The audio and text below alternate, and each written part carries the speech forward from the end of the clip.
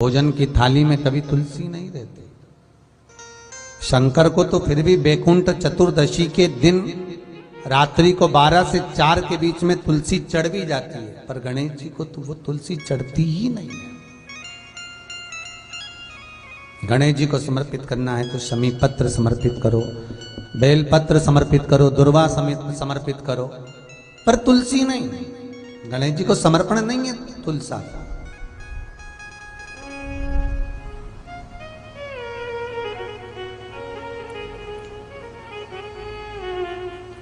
गणेश जी की साधना को तोड़ दिया, तब साधना गणेश जी की टूट गई। गणेश जी कैलाश पर चले गए। समय आया, प्रजापति विश्वरूप विश्वकर्मा की धर्म पत्नी कंचना, रिद्धि सिद्धि की मां। गणेश जी के ससुर और सास का नाम आप बहुत ध्यान रखकर रखना, कंचना देवी, प्रजापति विश्वरूप विश्वकर्मा की धर्म पत्नी कंचना देवी।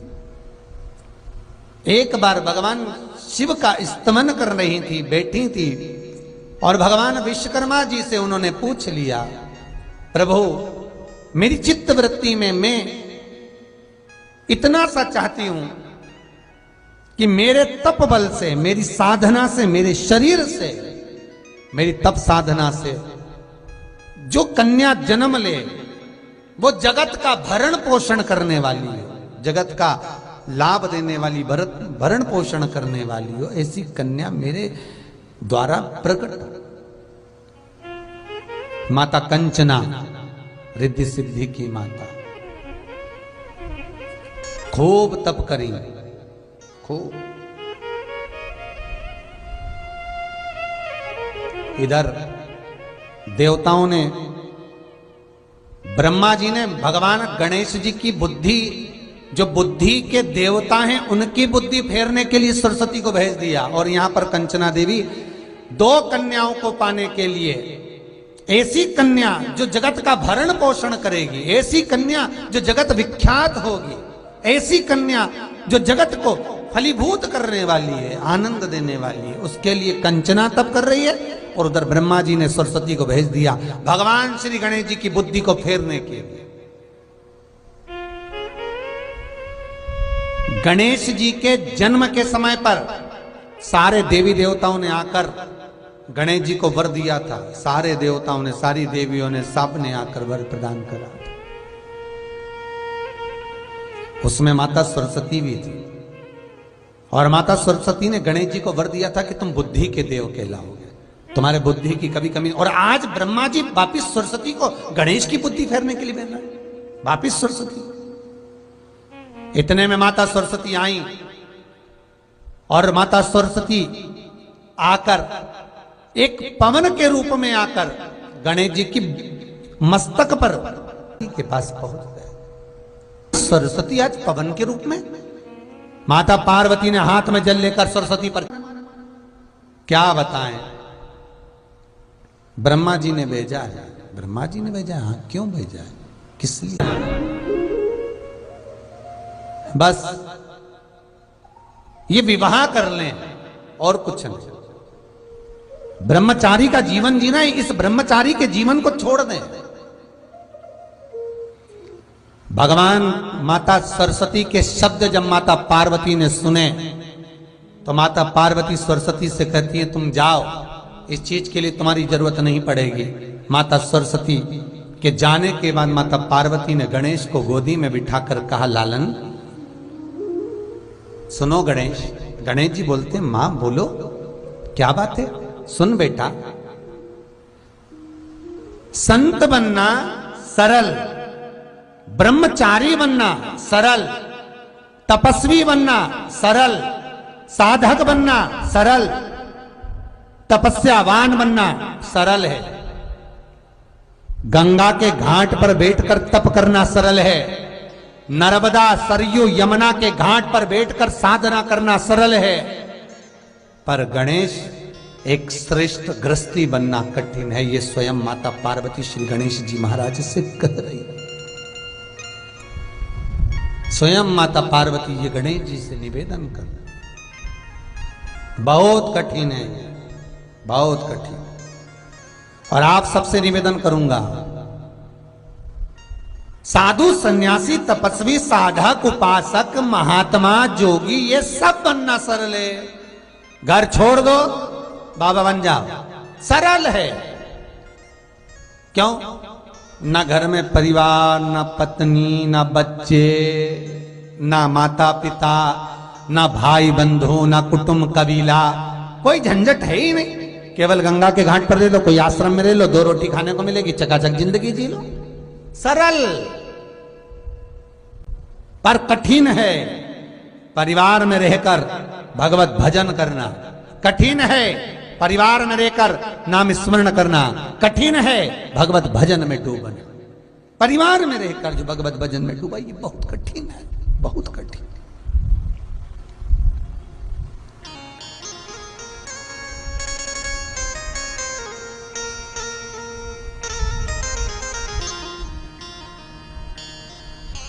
महाराज संत तुकाराम की धर्मपत्नी ताने देती थी, नामदेव जी की धर्मपत्नी ताने देती थी। कितने शब्द मीराबाई के पति ताने देते थे, कितने शब्दों का संबोधन, कितनी बार ताने, कितनी बार अपशब्द, कितने बार शब्दों के बाण चलाए गए, कितनी बार कहा गया, कितनी बार संबोधन कहा गया। पर जो भाव चित्त वृत्ति जो परमात्मा में लगी हुई है, जो भाव चित्त वृत्ति परमात्मा में डूबी हुई है,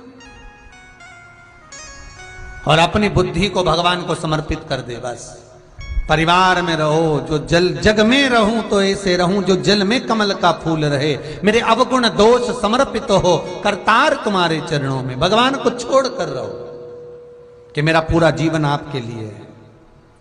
अब सौंप दिया इस जीवन का सब भार तुम्हारे हाथों, हे हार तुम्हारे हाथों में और जीत तुम्हारे हाथों में। माता पार्वती गणेश जी से समझा रही, गणेश जी को निवेदन कर रही हैं कि संसार में ब्रह्मचारी बनकर नहीं रहना,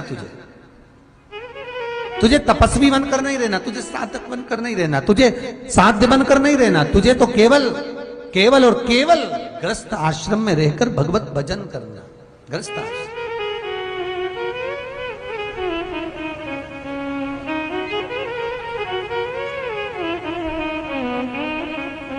अब माता पार्वती ने पुत्र की बुद्धि को ऐसा कर दिया कि तेरा विवाह होना जरूरी है।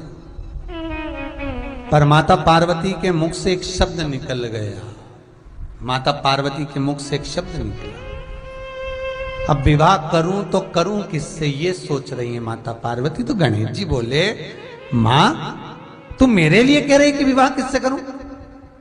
ऐसा कौन है जो अपनी बेटी मुझसे नहीं भी आएगा? पीछे से नंदी बोला, हाथी का मुंह लगा है और तोंद का ठिकाना नहीं है, कौन लड़की देगा? लड़का भी तो दिखने में अच्छा होना चाहिए, थोड़ा सुंदर नजर आए तो ब्याह हो जाए। गणेश जी बोले, हाँ ये भी बात तो पक्की है। गणेश जी भी नंदी से बोले, नंदी काका सुन लो, आज मेरी मैया ने कहा है मुझे ब्याह करना है और कोई मुझे लड़की नहीं देगा मेरा स्वरूप देखकर, तो मैं भी किसी की यहां शादी नहीं होने दूंगा। जब तक मेरी नहीं होगी मैं किसी की नहीं होने दूंगा। अब गणेश जी तो बड़े उपद्री, अब सारे देवताओं में इनको पद मिला है गणाधिपति गणेश का, मतलब प्रथम गिनती में यही आएंगे। सबके यहाँ देवताओं की पूजन होगी तो पहले इनको पूजा जाएगा। अब शादी में सबसे पहले नोते तो गणेश जी को ही नोते। अब ये शादी में जाके नोते तो बैठ तो गए चूहे के साथ में बढ़िया आराम से, पर इनकी यहाँ जैसी शादी की तैयारी हो, गणेश जी चूहों की टीम बुलवा के सारा अनाज खिलवा दे, बोरियों में छेकड़े पड़वा दे। अब लड़की के जितने कपड़े बने, लड़की तैयार होने के लिए जैसे ही जाए तो उसके कपड़ों में पूरे में छेद ही छेद मिल जाए। बचा कुचा था तो गणेश जी महाराज बैठे बैठे सारा काम ऐसा करे, शंकर जी के गले में जो सांप पड़े थे, जहां से दूल्हा शादी करने आ रहा था, जिस जनवासे में दूल्हा ठहरता था, उसमें सांप बिच्छू भर दे। अब जैसी सांप बिच्छू भरे तो दूल्हा तो भाग जाए। ना तो किसी के लड़के की शादी हो, ना किसी की लड़की की शादी हो, सब कुंवारे कुंवारे घूमे सारे। अब सारे जगत के कुंवारे छोरा और छोरी घूमे तो माता ब्रह्माणी के पास में पहुंचे, और ब्रह्माणी के पास जब इंद्रदेव जाकर पहुंचे तो इंद्राणी और इंद्रदेव ने कहा, मां ब्रह्माणी कुछ करिए। ब्रह्माणी बोले क्या करना है, तुमने सारे कुंवारे पैदा कर दी। भगवान माता सरस्वती बोले सबकी लेखनी लिखी, सबकी शादी होगी, सबकी लड़के सबकी लड़की, सबका शादी का ब्याह का लिखा है, फिर कुंवारे कैसे रह गए। तो के बस वो एक ही विघ्न डाल रहा है, कौन, वो गणेश। उसकी शादी नहीं हो रही तो किसी की नहीं होने दे दिया। ये उसी में का हाल है, हम तो खेलेंगे नहीं तो खेल बिगाड़े। या तो बच्चों के साथ वो कहे ना, बच्चे लोग खेलते हैं, हम तो खेलेंगे नहीं तो हम सारा खेल बिगाड़ देंगे सारे। ये बैट उठा के ले जाएंगे, बॉल ले जाएंगे, फुटबॉल उठा के ले जाएंगे, तो कैसे खेलोगे। अब गणेश जी महाराज बोले बड़ी परेशान, देवताओं बड़े परेशान। सारे देवता इकट्ठे होकर भगवान शंकर के पास गए। भोलेनाथ, शंकर जी बोले क्या है। भगवान शंकर बोले हुआ क्या, आपके छोरे को समझाओ, पुत्र को समझाओ। भगवान गणेश जी को बुलाया, गणेश इधर। हाँ पिताजी।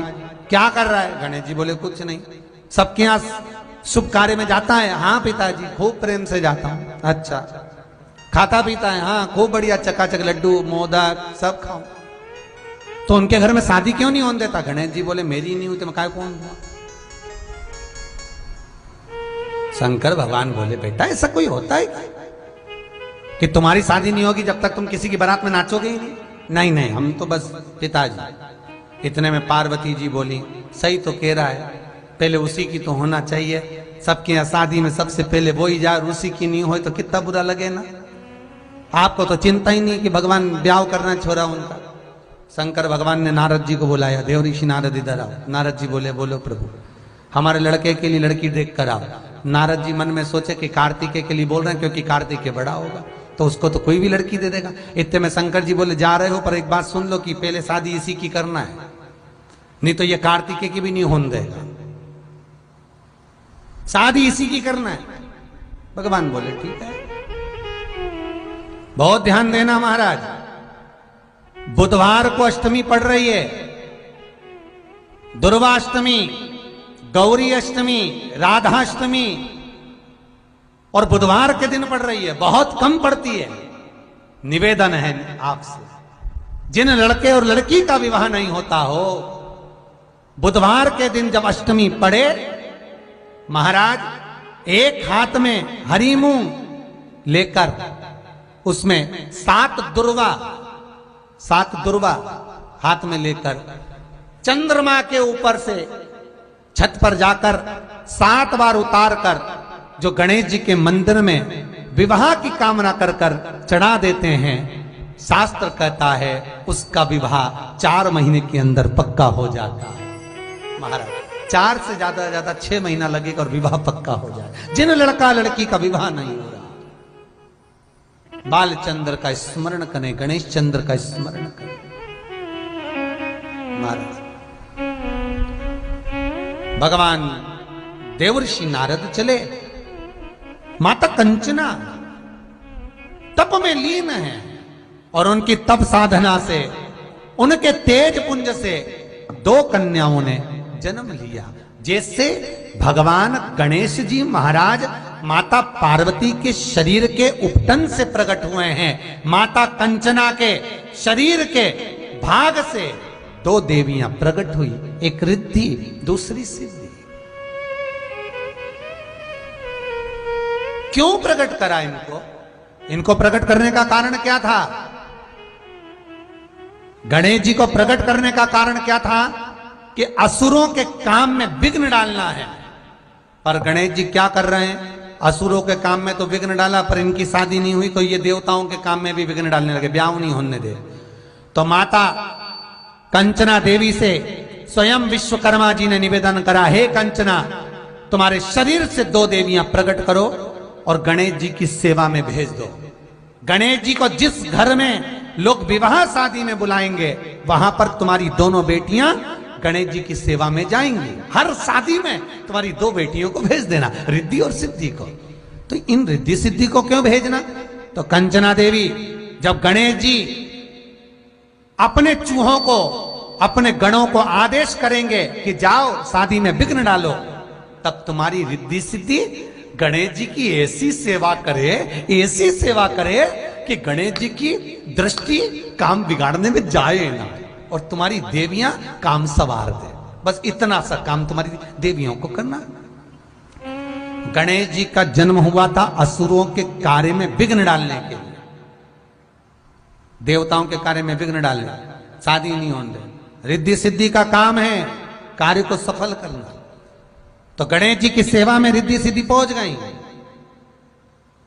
और जब गणेश जी की सेवा में रिद्धि सिद्धि पहुंची, अब गणेश जी महाराज रिद्धि सिद्धि कभी, जैसे ही गणेश जी महाराज अपने चूहे को पास में बुलाएं कुछ बोलने के लिए, इतने में रिद्धि पहुंच जाए पंखा झेलने के लिए। इतने में सिद्धि आके बोले, प्रभु क्या खाओगे? गणेश जी बोले, मोदक। सिद्धि जाए मोदक लेने, इतने में रिद्धि चरण दबाए। रिद्धि चरण दबाए तो गणेश जी का ध्यान चूहों पे जाए नहीं, और जिसकी यहाँ शादी थी उसकी मंगल ब्याह बड़े प्रेम से हो जाए। गणेश जी जब घर आए तो चूहे बोले, प्रभु आज तो काम नहीं बिगाड़ा अपन ने। गणेश जी बोले, ये रिद्धि सिद्धि बहुत चतुर है, ये काम नहीं बिगाड़ने दे रही है। कहाँ है रिद्धि सिद्धि? बुलाओ उनको। बुलाया रिद्धि सिद्धि को।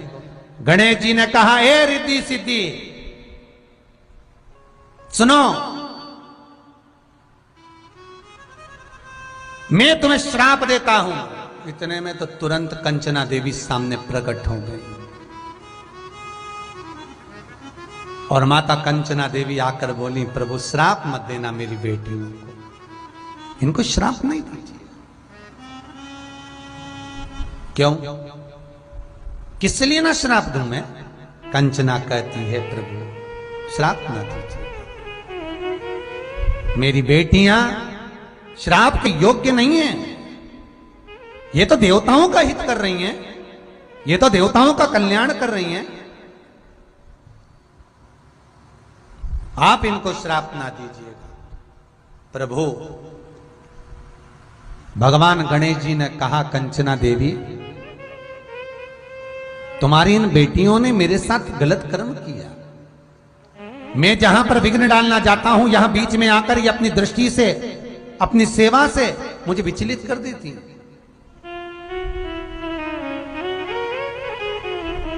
प्रभु क्षमा करना, अब ये आपको कभी कष्ट नहीं देंगे, ये तो जगत के कल्याण के लिए सेवा करने आई थी।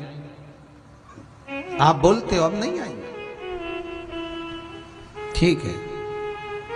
कंचना देवी रिद्धि सिद्धि को लेकर चली गई। गणेश जी महाराज मूसक पर सवार होकर, और होता है गणेश जी अपने चूहे को हमेशा, तेरा चूहा करत कमाल गणेशा मेरी कुटिया में, गणेशा मेरी कुटिया में, गणेशा मेरी कुटिया में, तेरो चूहा करत कमाल गणेशा मेरी कुटिया। भगवान गणेश जी जब घर पहुंचे, मां जगत जननी पार्वती ने शंकर जी से कहा विवाह करना है गणेश का। देवर्षि नारद गए, सीधे पहुंच गए प्रजापति विश्वरूप विश्वकर्मा के पास में। महाराज आप मौन बैठे हो, क्या बात है? विश्वरूप विश्वकर्मा जी बोले, बेटी को ब्याह करना है, कोई लड़का बताओ। देवर्षि नारद बोले, कैसा लड़का चाहिए जो बैठे तो लगे कि जमाई बैठा है? ओ हो, भगवान बोले बिल्कुल ऐसा ही है, एक बार बैठ गया तो उठता ही नहीं है 10 दिन तक। ठीक है, मेरी बेटी को मीठे का शौक है, भोजन वो बनाए, उसकी नाक ऐसी हो सूंघ कर आ जाए। ठीक है, भगवान श्री गणेश जी महाराज से विवाह पक्का किया। भगवान गणेश जी की मंगल बारात कंचना देवी के दरवाजे पर, प्रजापति विश्वरूप विश्वकर्मा के द्वार पर भगवान गणेश जी की बारात जा रही है। आप सभी को ये भादों के महीने में भगवान गणेश जी के जन्म उत्सव के साथ साथ भगवान गणेश जी के मंगल विवाह की बहुत बहुत बधाई है। सभी के घर में आज रिद्धि सिद्धि प्रवेश कर जाए। आप सबके घर में बुद्धि के देव गणेश जी के साथ इतनी रिद्धि सिद्धि आए कि आप भी अपनी जिंदगी में खूब शिव महापुराण की कथा, जैसे सोमवंशी परिवार करा रहा है हरदोई उत्तर प्रदेश से, आप भी अपने जीवन में एक बार शिव महापुराण की कथा करवाएं। खूब दान पुण्य धर्म सत्कर्म करें, बाबा भोलेनाथ आपके भंडार भरे। मानव का जो शरीर मिला है भगवत भजन के लिए, स्मरण के लिए, भगवत कीर्तन के लिए ही प्राप्त हुआ है। भादों का महीना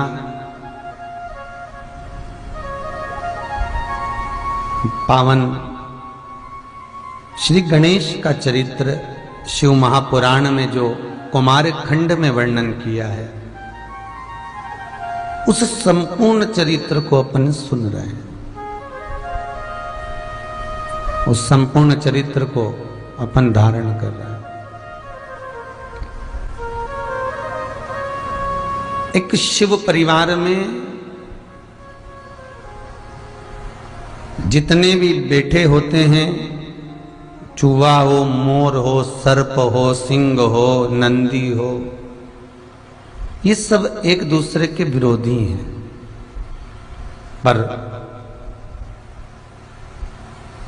शंकर के नजदीक पहुंचने पर इनका विरोधाभास समाप्त हो जाता है।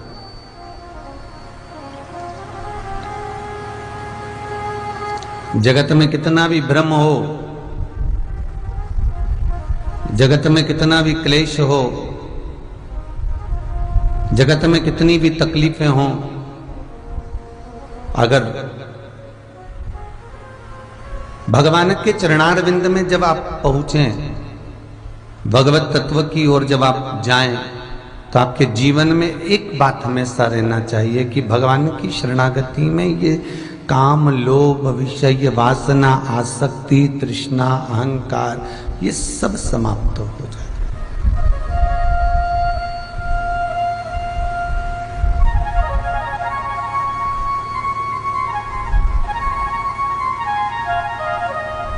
एक बेटे को बड़ी आसक्ति थी।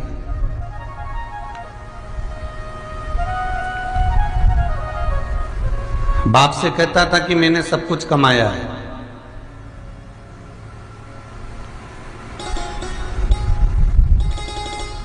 पिताजी तुमने 4 फैक्ट्री लगा कर दी, मैंने 2 फैक्ट्री और एक्स्ट्रा लगाई है।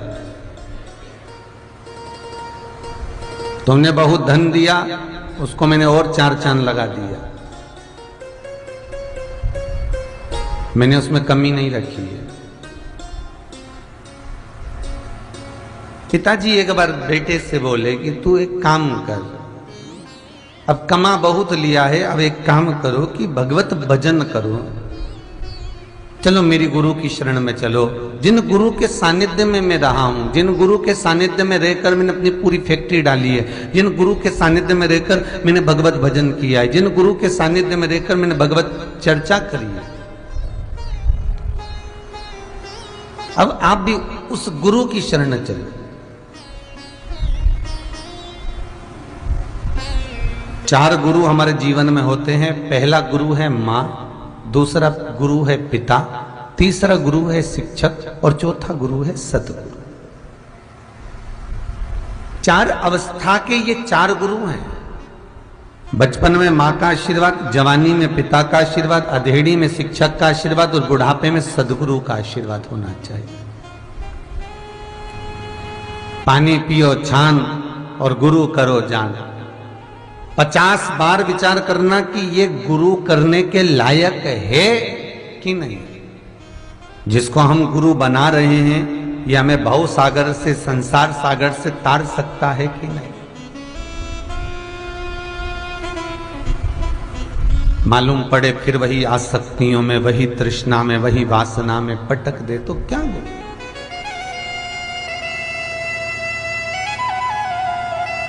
और असली गुरु को पहचानो। जगत में आज के जमाने में असली घी नहीं मिलता तो गुरु कहां से मिलेगा? ये भी तो सोच के विचार करो।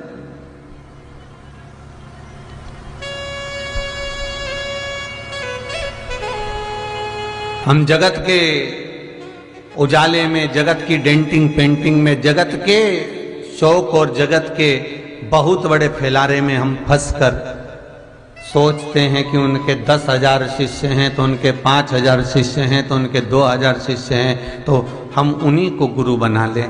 50 बार विचार करो। सुखदेव जी महाराज जब राजा परीक्षित जब सुखदेव जी के पास में गए थे, 350 गुरुओं के पास मिलते मिलते गए थे। कोई कहता था मैं ये कर दूंगा, कोई कहता है मैं ये कर दूंगा। तब सुखदेव जी महाराज आखिरी में मिले।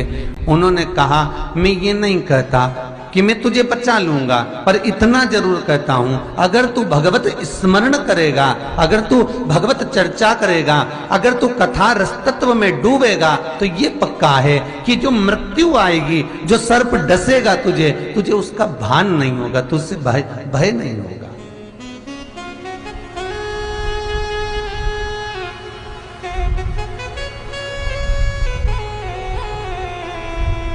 तुझे उसका भय प्राप्त नहीं होगा, ये जरूर कह सकता हूं।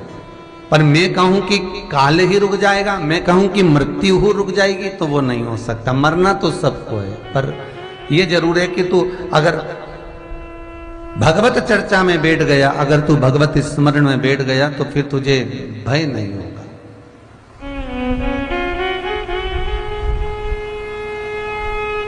माता जगत जननी जगदम्बा ने भगवान शंकर को गुरु बनाया है,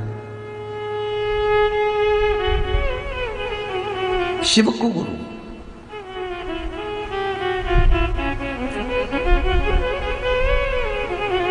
भगवान शंकर को गुरु बनाया एक शिव का स्मरण कर कर। अमर गुफा में भगवान शंकर माता पार्वती को अमर कथा सुना रहे हैं, क्योंकि गुरु बनकर बैठे हैं और ये शिष्य बनकर बैठी है। जहां से ज्ञान प्राप्त हो जाए, जहां से कुछ मिल जाए, उसको रख लिया जाए। जहां से भी मिले आपको, अगर जिंदगी में कुछ अच्छा मिल रहा है तो उसको अपने पास में संजो कर रख लो, जो बेकार मिल रहा है उसको छोड़ दो। श्रीमद् वल्लभाचार्य जी ने अपनी सुबोधनी ग्रंथ के अंतर्गत श्रीमद् भागवत सुबोधनी में वर्णन करा है। कुएं का जल, बावड़ी का जल, तालाब का जल, समुद्र का जल, खड्डे का जल, बावड़ी का जल, नल का जल, हेडपंप का जल, हापसी का जल, बारिश का जल, सरोवर का जल, सागर का जल, ये सारे जल श्रीमद् वल्लभाचार्य जी कहते हैं ये सारे जल हैं। इसमें श्रेष्ठ जल कौन सा है? जितने लोग टीवी पर कथा सुन रहे हैं, ऑनलाइन, जहां जहां बैठकर सुन रहे हो, चाहे मोबाइल पर, फेसबुक, यूट्यूब पर सुन रहे हो, चाहे ऑनलाइन बैठकर अपने घर में पलंग पर, सोफे पर, कुर्सी पर, जमीन पर, जहां बैठकर सुन रहे हो, आप भी बताओ। समुद्र का जल, बावड़ी का जल, खड्डे का जल, बारिश का जल, नल का जल, तालाब का जल, सागर का जल, सरोवर का जल, बावड़ी का जल, बारिश का जल, खड्डे का जल, इन सारे जलों में सर्वश्रेष्ठ जल कौन सा है? कौन सा जल श्रेष्ठ है?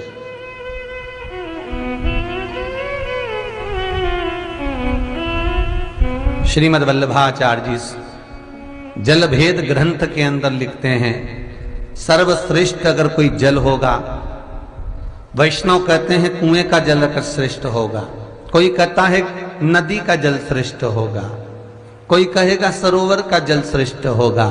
श्रीमद् वल्लभाचार्य जी सुबोधनी ग्रंथ के अंदर जल भेद व्याख्यान वर्णन करते हुए कहते हैं कि सर्वश्रेष्ठ अगर कोई जल है तो वो समुद्र का है।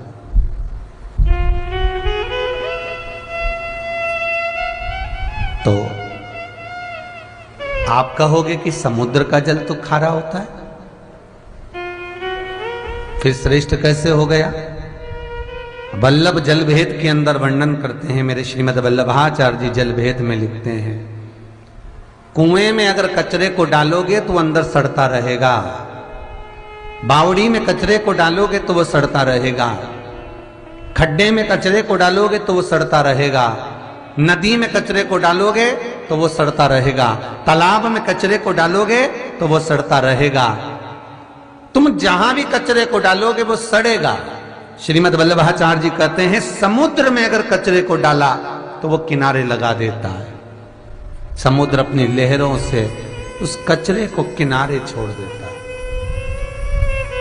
समुद्र में मोती, रतन, माणिक, सोना, चांदी, अंबर, पीतांबर डालोगे तो समुद्र अपने अंदर उतार लेता है। श्रीमद् वल्लभाचार्य जी जल भेद के अंदर वर्णन करते हैं, काम, लोभ, विषय, वासना, अहंकार, तृष्णा जैसा कचरा तुम्हारे मन रूपी समुद्र में जब आए तो इसको किनारे लगा दो। कोई निंदा करे, कोई बुराई करे, कोई चुगली करे, कोई अपशब्द कहे, कोई ताने दे, कोई कुछ भी बोले, उस कचरे को किनारे लगा दो। और श्रीमद् वल्लभाचार्य जी वर्णन करते हैं, जब भगवान के नाम का रतन, शिव महापुराण रूपी रतन, कृष्ण नाम का रतन, राम नाम का रतन, भगवान की भक्ति का रतन, माणिक, मोती, सोना, चांदी भगवान के नाम के जब हमारे हृदय में आए तो हम उसको अपने जीवन में उतार लें, उसको छोड़े नहीं, उसको किनारे नहीं लगाए, उतार।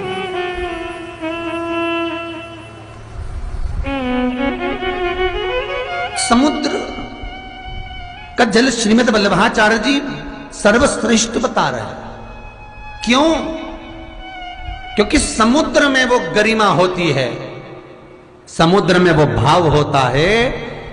चंद्र अमावस्या पर जब क्षय होता है, चंद्रदेव जब घटते हैं तो समुद्र का जल घटता है, और जब पूर्णिमा पर चंद्र प्रबल होते हैं तो समुद्र का जल प्रबल होता है, बढ़ता है, उछलता है, ज्वार और भाटा जिसको कहते हैं। क्यों? किस लिए? शिव पुराण कहती है, श्रीमद् वल्लभाचार्य जी जल भेद में वर्णन करते हैं, समुद्र जैसी गरिमा हमारे भीतर होना चाहिए। किसी का सुख देखकर प्रसन्न होकर उछलो और किसी को दुखी देखकर अपने भीतर भी दुख का भान हो, अपने भीतर भी दुख हो। समुद्र जैसी गरिमा। पर लोग उल्टे हैं, अगर कोई सुखी है तो उसको देखकर दुखी हो जाता है, और कोई दुखी है तो उसको देखकर सुखी हो जाता है। हमारे भीतर समुद्र जैसी गरिमा हमें लेकर आना है। समुद्र श्रेष्ठ बताने का तीसरा कारण श्रीमद् वल्लभाचार्य जी कहते हैं कि समुद्र में एक श्रेष्ठता और है कि समुद्र खारा है, अर्थात सत्य बोलने वाला, खरा बोलने वाला, आपके मुंह पर वाणी से कहने वाला हमेशा बुरा ही होगा, खारा होगा, क्योंकि समुद्र खारा।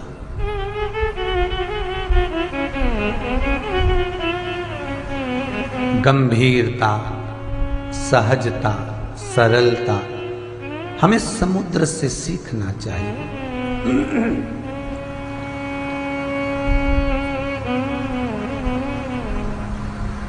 गुरु समुद्र जैसा हो, जो आपकी अच्छाई अगर गिना रहा है तो बुराई भी गिना दे।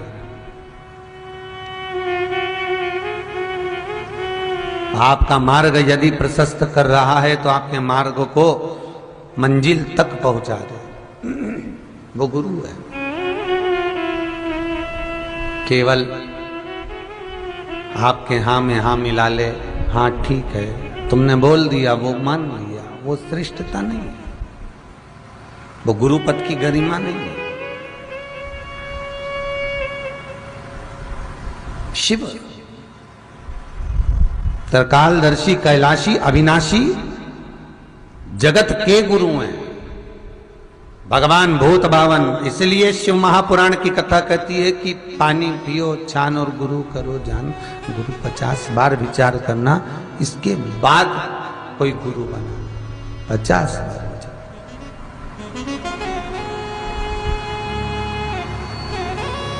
विचार करना कि ये गुरु बनाने के लायक है कि नहीं। भगवान शिव त्रिकालदर्शी, कैलाशी, अविनाशी को मेरी मां जगतजननी जगदम्बा ने गुरु बनाया।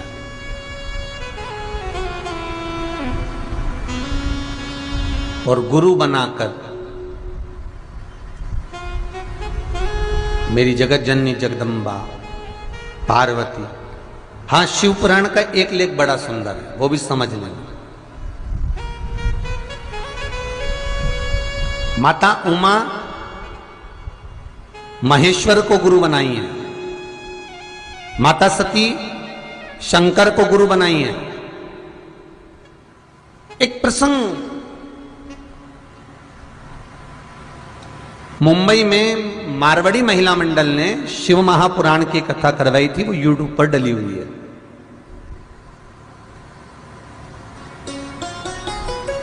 उसमें एक प्रश्न आया था, उसमें एक प्रश्न किया गया था, उसमें एक प्रसंग कहा गया था, एक प्रसंग का व्याख्यान वर्णन किया गया था। किसी ने एक प्रश्न किया था, गुरुदेव स्त्री को गुरु बनाना चाहिए कि नहीं बनाना चाहिए? महाराज, शिव महापुराण का लेख कहता है नारी का सर्वप्रथम गुरु उसका पति होता है, इसलिए उसको पति परमेश्वर कहते हैं, सर्वप्रथम गुरु।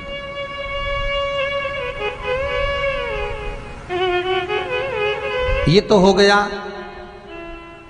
चित्तवृत्ति से, पर परमात्मा से मिलन कराने के लिए, परमात्मा से मिलने के लिए,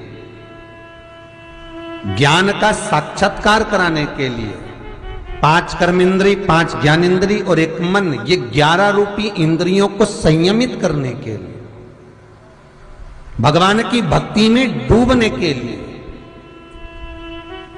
कोई सदगुरु की शरणागति होना जरूरी है।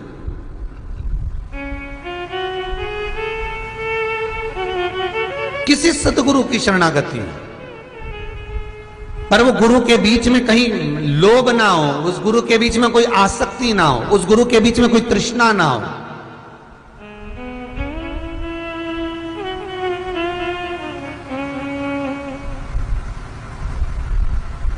गुरु पूर्णिमा पे गुरु जी से मिलने जा रहे हो, 1 दर्जन केला ले जा रहे हो, नारियल ले जा रहे हो, मिठाई का डब्बा ले जा रहे हो, और गुरु जी के चरण पूजन करके गुरु जी को तुमने मिठाई का डब्बा दिया, केला दिया, नारियल दिया। साल में 1 बार गुरु पूर्णिमा आई और तुम गुरु जी के पास गए और ये सारा सामान 1 बार दिया है, इसके बाद ना गुरु से मतलब ना चेला से मतलब। तो ये गुरु का भाव नहीं कहा गया, ये गुरु का भाव नहीं कि केवल गुरु पूर्णों पे गुरु याद आए, केवल गुरु पूर्णिमा पे गुरु जी याद आए। नहीं नहीं नहीं, प्रत्येक क्षण, प्रत्येक पल, प्रत्येक घड़ी आप जो कर्म कर रहे हो, आप जो कर्म समर्पित कर रहे हो, आप जो कर्म करने जा रहे हो, उसमें आपको गुरु का भान होना चाहिए।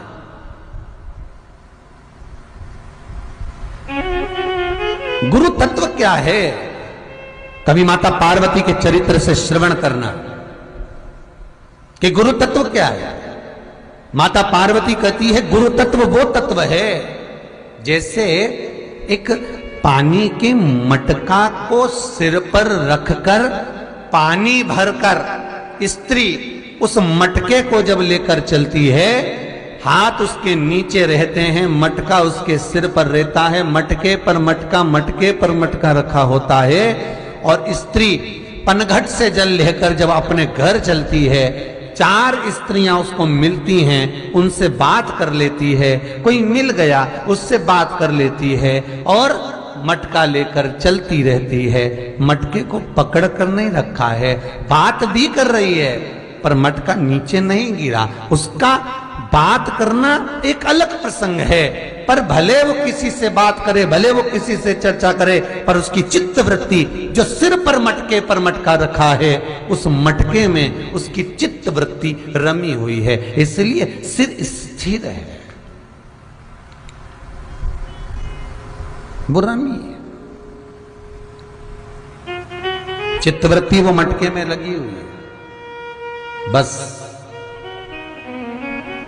आप कहीं पर भी रहें, आपकी चित्त वृत्ति गुरु के चरणारविंद की ओर, गुरु ने जो मंत्र दिया है, गुरु जी ने जो मार्ग बतलाया है, गुरु ने जो आपको मार्ग प्रशस्त करा है, उसकी ओर आपकी चित्त वृत्ति रमे, आपकी चित्त वृत्ति लगे।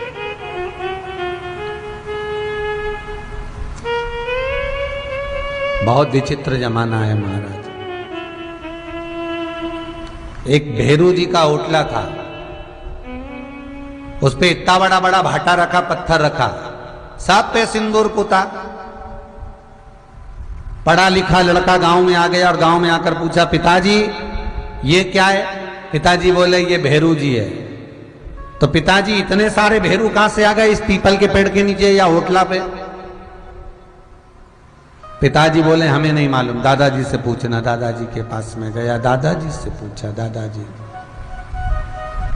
अभी मैंने भेरू जी का ओटला देखा, इतने सारे भेरू ही भेरू वहां पर रखे हुए थे, सब पे सिंदूर पुता हुआ था। दादाजी इसमें असली भेरू कौन सा है? दादाजी बोले बेटा हमारे जमाने में तो एक ही भेरू था, जो बीच में बड़ा सारा भाटा रखा है, लोग उसी पर सिंदूर पोतते थे, उसी पे बरक लगाते थे, उसी को चूरमे का भोग धराते थे। फिर इतने सारे भाटा पत्थर सब पे सिंदूर पुताए, इतने सारे भेरू कहां से आ गए? तो दादाजी बोले बेटे हमारे जमाने में तो एक ही भेरू था। तो इतने सारे भेरू कहां से आ गए? तो दादाजी बोले लोग भेरू जी के सिंदूर पोतने आए थे, साथ में रुमाल नहीं लाए थे, नेपकिन नहीं लाए थे। एक भाटा उठाया, सिंदूर पोतने के बाद हार पोंछकर पटक गए। दूसरा आया, दूसरे ने भाटा उठाया, हाथ पोछा पटक गए। तीसरा आया, हाथ पोछा पटक गए। इतने सारे भेरू इकट्ठे हो गए कि लोग उन पुतौओं पर पोंछ कर चले गए सिंदूर को, और जो असली भेरू बैठा था वो बैठा की बैठा ही रह गए, वो असली धरा की धरा ही रह गया, बैठा की बैठा। असली गुरु हमारा शिव, मेरा शंकर जो असली है, वो मौन होकर बैठा हुआ है और संसार भ्रम में पड़ा हुआ है, ना जाने कहां कहां दौड़ रहे हैं, जान रहे हैं। शिव को पहचाने ही नहीं। वो कहे हीरा को परखियो राम कोई नहीं, संसार में है कौन?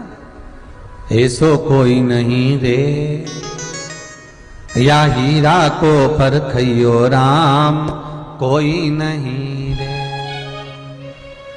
राम नाम को हाट भरायो घर जाने की बाट, और धीरे धीरे चलो रे भैया, होले होले चलो रे भैया, और हमारा गुरु देखे। पहचान करना सीखो, असली गुरु को जानना सीखो।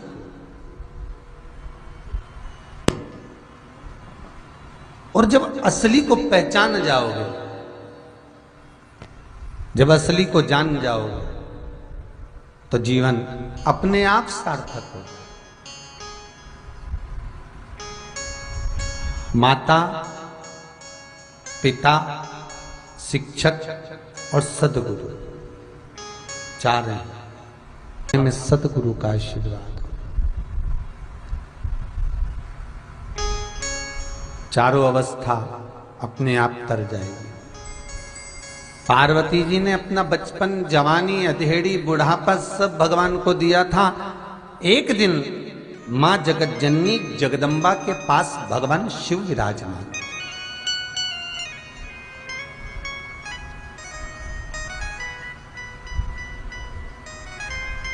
गण अधिपति गणेश का जन्म क्यों हुआ, किस लिए हुआ?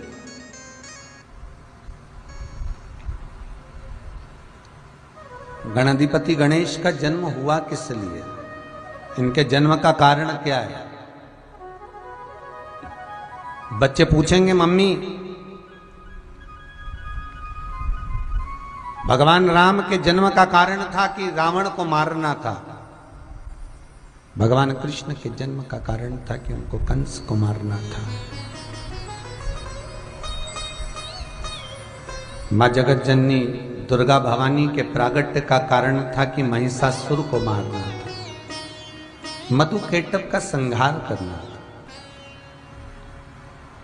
पर बच्चे पूछेंगे आपसे,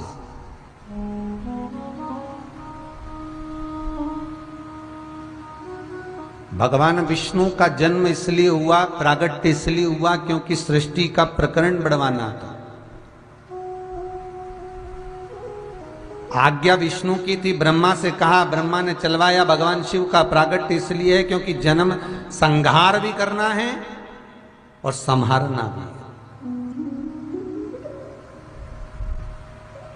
भगवान दत्त का प्रागट्य इसलिए हुआ कि उनको गुरुओं का व्याख्यान वर्णन आगे बढ़ा। जलदेव का जन्म इसलिए हुआ क्योंकि उन जल का वृष्टि करना है। पर भगवान गणेश का जन्म क्यों हुआ है? गणेश के प्रागट्य का कारण क्या है? भगवान गणेश जी क्यों प्रगटे हैं, किस लिए? कोई कारण होता है तो फिर कोई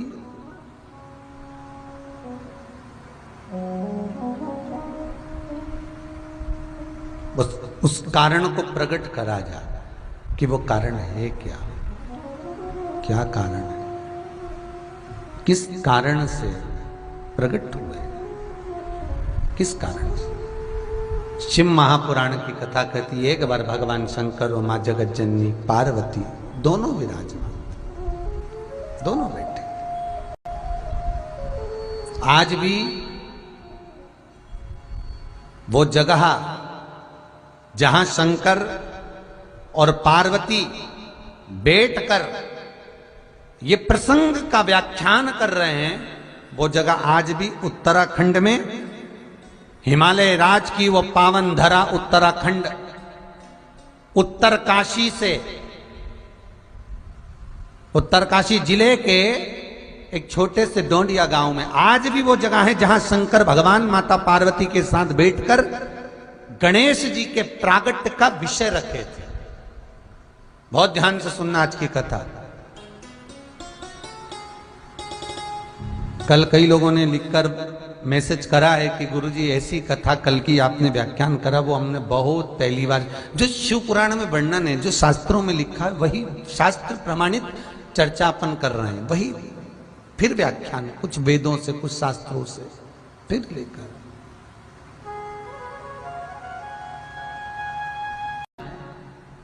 तो वहां जाकर पूछना कि जहां गणेश जी का माथा कटा था, सिर कटा था, हमें वहां जाना है।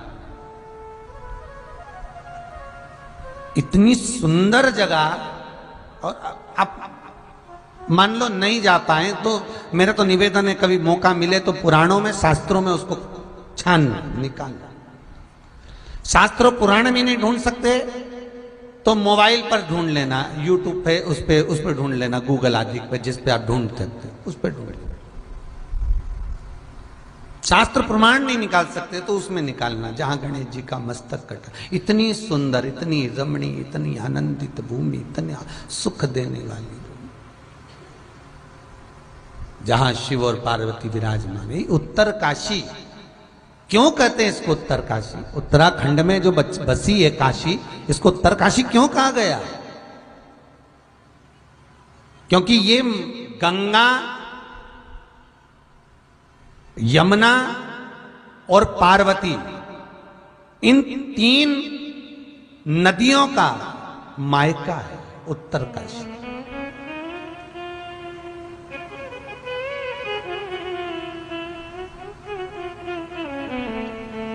एक काशी जहां पर भगवान विश्वनाथ विराजमान है, एक काशी जहां भगवान शंकर विराजित हैं। उस काशी में तो केवल गंगा है, वहां शिव भी हैं, गंगा भी है। पर उत्तर काशी जहां पर भगवान शंकर विराजमान है और गंगा यमुना जहां मायके में आती हैं भगवान शंकर को लेकर, वहां फिर जो चर्चा प्रारंभ होती है, फिर जो व्याख्यान चालू होता है। उत्तरकाशी की दरा पर जो प्रसंग प्रारंभ हुआ, जो प्रसंग चला, आज माता पार्वती ने शंकर जी को देखकर कहा, भोलेनाथ जी आज बड़े प्रसन्न चित्त में दिख रहे हो आप। पति घर पर आया और बहुत मुस्कुरा रहा है तो पत्नी समझ जाती है जरूर कोई बात है, आज का हुआ क्या ये बता दो। और कभी कभी धर्म पत्नी भी बड़ी प्रसन्न दिखे तो पति समझ जाता है आज जरूर 1000-500 का नोट जाने वाला है।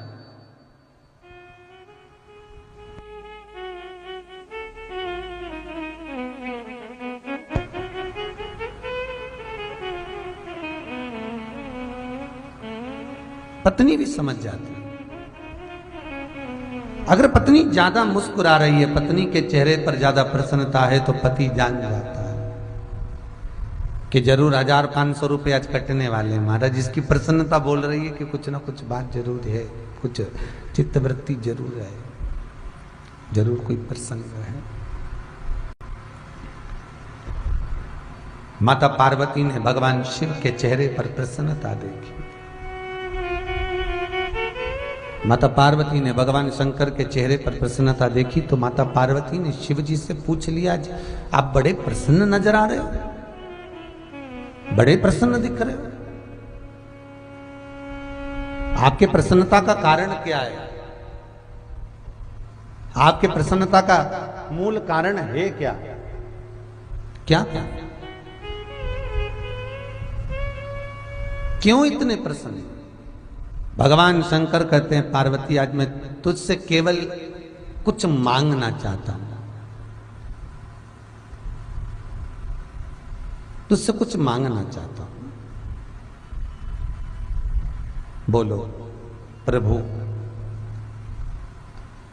मैं तो सोचती थी कि केवल मैं ही आपसे मांगूं, परंतु आज आप मुझसे मांग रहे हो, ये बड़ा विचित्र प्रसंग है। आप मुझसे मांग रहे हो?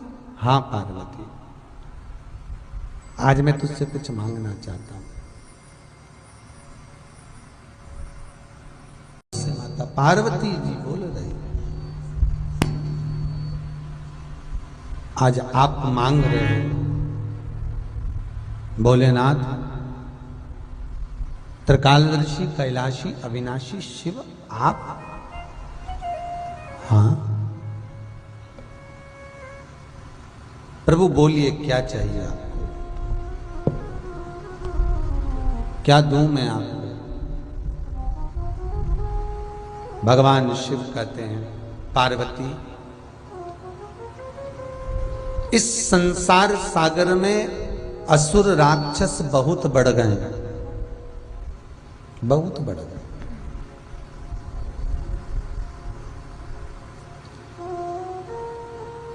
और असुर राक्षस इस संसार सागर में इतने बढ़ गए हैं, इतने बढ़ गए हैं, इतने बढ़ गए हैं कि इन असुर राक्षस जो कर्म करते हैं उसको कोई रोक नहीं पाता है।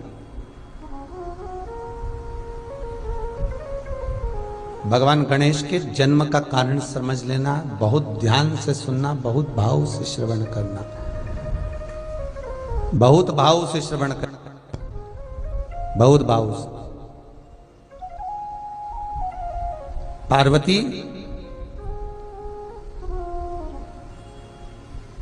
हे जगत जननी, हे जगदम्बा, इन राक्षसों के संहार का, अब ठीक है जगदम्बा, इन राक्षसों के संहार का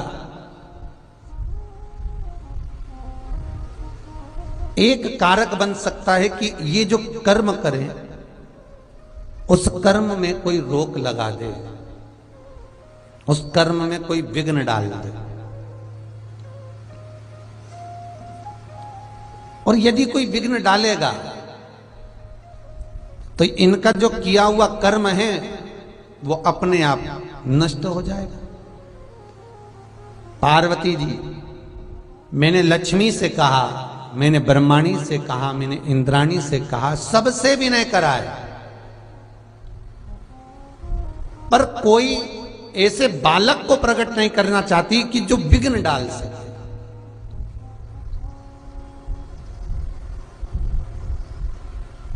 ऐसा बालक, पार्वती जी बोलती हैं भोलेनाथ से, प्रभु आप जानते हो आप क्या मांग रहे हो? शंकर भगवान बोले मैं जानता हूं। बालक मांग रहे हो वो ठीक है, पर बालक ऐसा मांग रहे हो जो कि संसार में विघ्न उत्पन्न कर दे। कौन पूछेगा उसको? कौन मानेगा उसको? कौन आदर देगा उसको?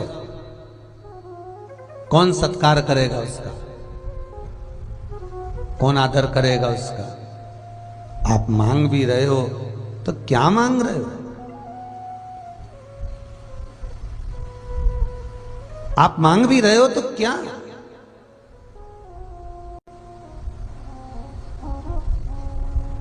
पार्वती, तेरे सिवाय कोई यह कार्य नहीं कर सकता, ये मैं जानता हूं।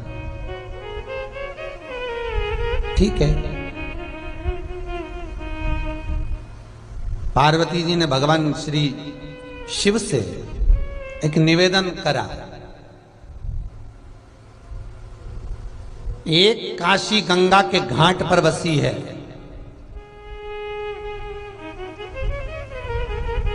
उस काशी में बैठकर आप तप करना, और दूसरी काशी ये उत्तराखंड की भूमि पर, ये हिमालय पर, ये पर्वतों पर मैं बसाती हूं। वो काशी जो उत्तर प्रदेश में है, गंगा के घाट पर है, जहां विश्वनाथ विराजमान है, वो काशी मेरे शंकर ने बसाई है। और जो उत्तराखंड में गंगा की गोद में, यमुना की गोद में जो काशी बसी हुई, गंगा और यमुना के स्वरूप के पास में जो काशी बसी, वो मेरी मां जगत जननी जगदम्बा पार्वती बसाई है। मेरी माता। और किस लिए?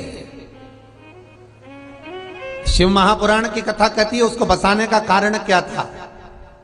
जब एक काशी पहले से ही थी तो फिर ये काशी बसाने का कारण क्या है? तो शिव महापुराण कहती है वो उत्तराखंड में हिमालय पर पर्वतों की कंदरा में माता पार्वती उस काशी का निर्माण भगवान शंकर को हृदय चित्त धारण कर कर, शंकर की चित्त वृत्ति को, शिवलिंग स्वरूप को अपने हृदय में धारण कर कर, हाथ में भगवान शंकर का शिवलिंग स्वरूप लेकर माता पार्वती ने हजारों वर्ष तक उस गंगा की गोद में, उस यमुना की गोद में तप किया। हजारों वर्ष तक तप किया, हजारों वर्ष। साधना कर। ओम नमः शिवाय। ओम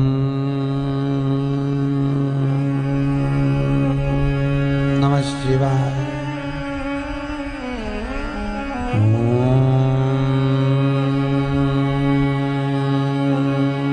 नमः शिवाय। मां पार्वती तप में लीन है। उत्तराखंड के मां गंगा और यमुना के मिलन बिंदु में, मां गंगा और यमुना के केंद्र बिंदु में मां काशी का निर्माण कर देती है, शंकर के स्वरूप को हाथ में लेकर।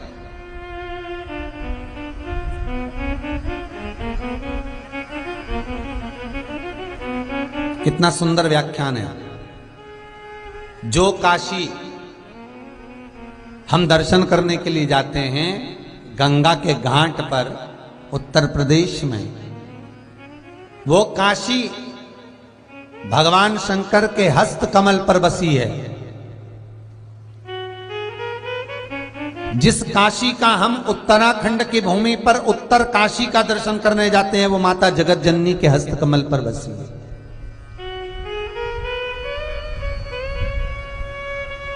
इसलिए शायद उसको देवभूमि कहते हैं, क्योंकि वहां देवता स्वतः निवास करते हैं। जिसके हस्त कमल पर स्वयं शंकर की भूमि का निर्माण हो जाता है वो सहज नहीं हो सकती, सरल नहीं हो सकती, तो सहज नहीं। मां बैठ गई तप करने, पर भोलेनाथ जी से एक वर मांगना चाहती हूं मैं, आपसे केवल एक वर चाहिए। शंकर जी बोले बोलो क्या चाहिए।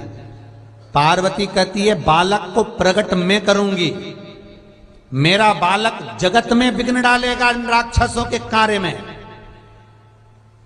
पर उसका नाम बिगड़ना नहीं चाहिए, जगत में वो पूजा जाए, क्योंकि मैं जन्म दे रही हूं उसको, मैं प्रकट कर रही हूं उसको। नहीं तो दुनिया के लोग कहें बताओ माता पार्वती के तन से जो बालक प्रकट हुआ था वो विघ्न डालने वाला, लोग उसको पूछे ही ना, लोग उसका स्मरण ही ना करें। ये भगवान के गणेश के प्रागट्य की कथा है कि उनका प्रागट्य क्यों हुआ, किस लिए हुआ, किसके लिए हुआ, कारण क्या था, किस कारण से।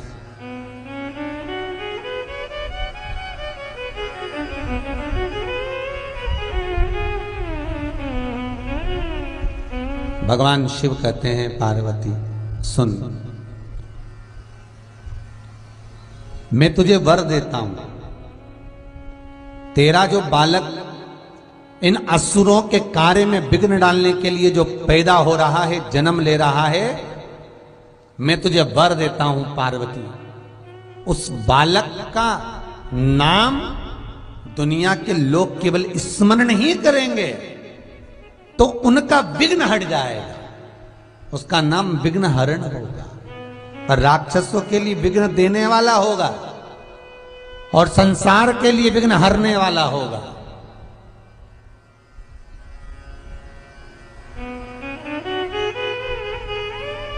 एक साधारण सी कथा लोग कह देते हैं कि गणेश जी का जन्म हुआ, क्यों हुआ, तो कहा उपटन लगाया था माता जी ने, तन पे से निकाल लिया, पुतला बना लिया, स्नान करने जा रही थी, उसमें प्राण दे दिए, दरवाजे का द्वारपाल बन गया वो विनायक, और शंकर जी ने उसका सिर काट दिया, बस गणेश जी का जन्म हो गया। अरे कारण क्या था गणेश के जन्म का?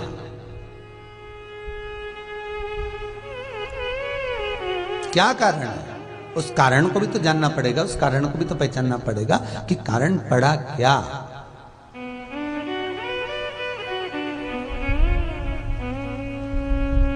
महाराज जगत जननी तुम चिंता ना करो, तुम्हारे बालक का नाम मात्र लोग लेंगे, उनका विघ्न हर जाएगा, उनका विघ्न समाप्त हो जाएगा, उसका नाम विघ्न हरण होगा, लोग उसे विघ्न हरता कहेंगे, तुम चिंता ना करना। पार्वती जी ने कहा बालक ऐसा प्रकट करूंगी जो असुरों के कार्य में विघ्न डालेगा, और एक बार अगर विघ्न डाल दिया तो वो असुर उस विघ्न के कारण कभी सफल हो ही नहीं पाएगा। भगवान शिव कहते हैं क्या चाहती हो पार्वती? पार्वती जी कहती हैं मुझे यहां गंगा के पावन तट पर जो मैं तप करने के लिए बैठ रही हूँ, गंगा की स्थली पर जो मैं तप करने के लिए बैठ रही हूँ, गंगा का जो मैं स्मरण करने के लिए यहाँ बैठी हूँ, मेरे शरीर पर गंगा, यमुना, सरयू, नर्मदा, क्षिप्रा, जितनी भारत की भूमियों पर इन नदियों का उद्गम हुआ है, जितनी भारत की भूमि पर ये नदियां बह रही हैं, इन नदियों का भी तेज पुंज मेरे शरीर पर आना चाहिए, उनका तेज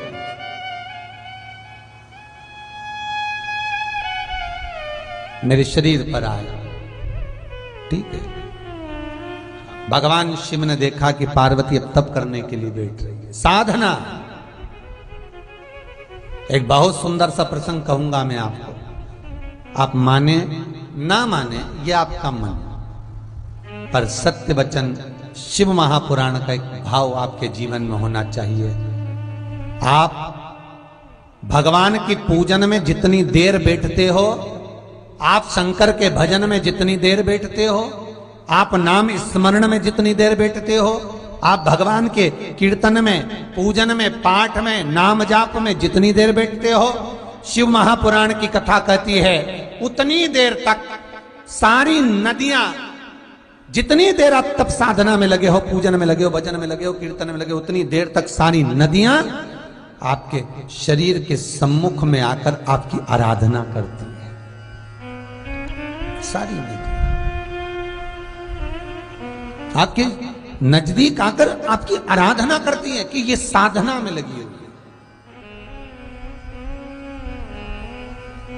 आप एक लोटा पानी भरकर शंकर के मंदिर में जाते हो, जैसे ही हाथ में कलश आता है शिव मंदिर को जाने के लिए, बस वहीं साधना प्रारंभ, वहीं नदियां, तालाब, सरोवर, कुंड, बावड़ी, जितने जितने इस भूमंडल पर जो जो नदियां हैं वो आपको पवित्र करना प्रारंभ कर देती। एक प्रश्न,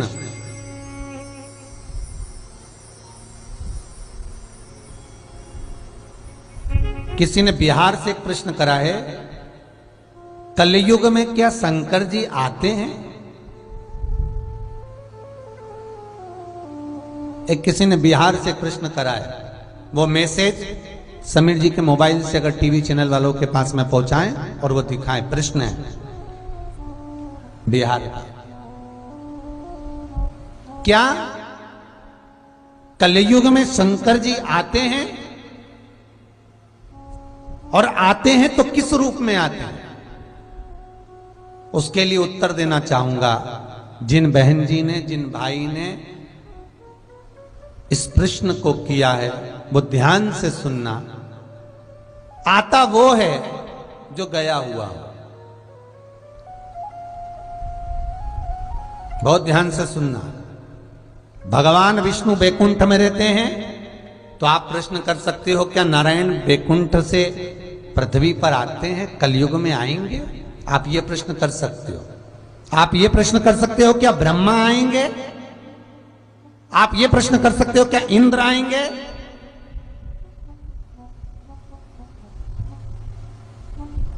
भगवान नारायण को राम बनकर आना पड़ा, भगवान नारायण को कृष्ण बनकर आना पड़ा, ब्रह्मा को यज्ञ करने आना पड़ा, इंद्र को रूप रखकर आना पड़ा।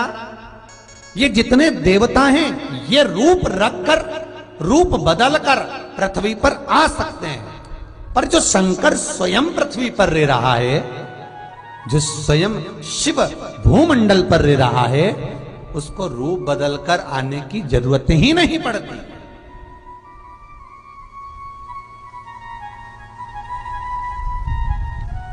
वो तो ऑलरेडी है। सतयुग में भी था, त्रेता में भी था, द्वापर में भी था और कलयुग में भी है। वो है।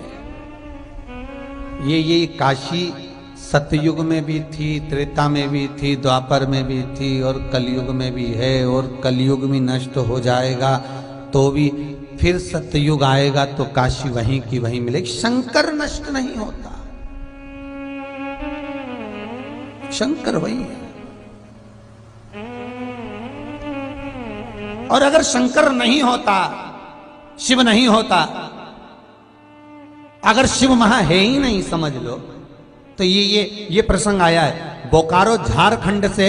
किसी भाई ने एक बहुत सुंदर बात कही है बोकारो झारखंड से कि मेरी माताजी को कैंसर जैसा रोग है। वो माताजी का फोटो भी भेजा है। मेरा चैनल वालों से निवेदन है उस फोटो को दिखाएं जो बोकारो झारखंड से आया है। माताजी को कैंसर है, डॉक्टर जवाब दे दिए थे।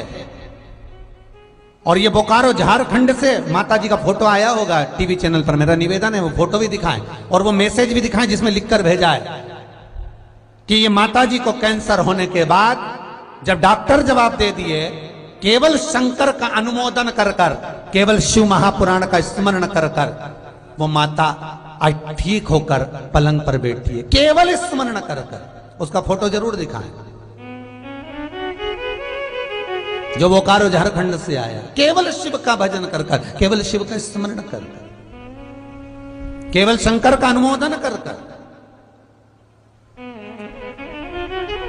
उस बालक ने मैसेज में लिखा है, सारी दुनिया से जब हार गए, एक बार चैनल चेंज करते करते शिव महापुराण पर पहुंच गए और वो शंकर ऐसा चित्त वृत्ति में इन माता जी के बैठ गया, जपती रही श्री शिवाय नमस्तुभ्यम, श्री शिवाय नमस्तुभ्यम।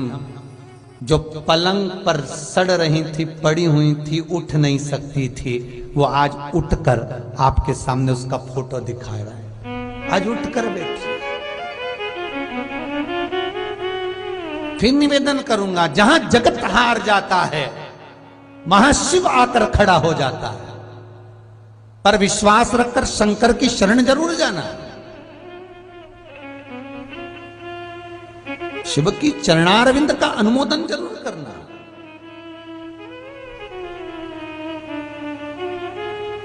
भगवान शिव के चरणों का स्मरण जरूर करना। एक बच्ची ने बलिया से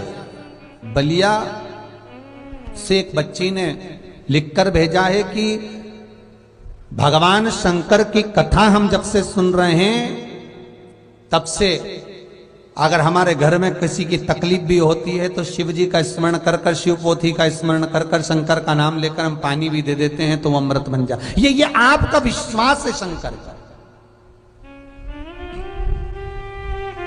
वो बच्ची का मैसेज भी जो आया था वो टीवी चैनल पर अवश्य दिखाएं, जिस लड़की ने भेजा उसको बलिया से। केवल स्मरण आपका विश्वास। यहां कोई जादू नहीं है, यहां कोई टोना नहीं है। ये ना यहां पर हम जादू टोना करना जानते हैं। यहां तो केवल शंकर की कथा है। ये वेद पुराण है, ये शास्त्र है और ये कथा है। कथा में जो आ गया आपने करा, आपको लाभ मिल गया, आपकी जीवन सफल हो गया। शंकर पर विश्वास रखकर करोगे तो वो बंजर भूमि पर भी फूल खिला देता है। बंजर भूमि पर।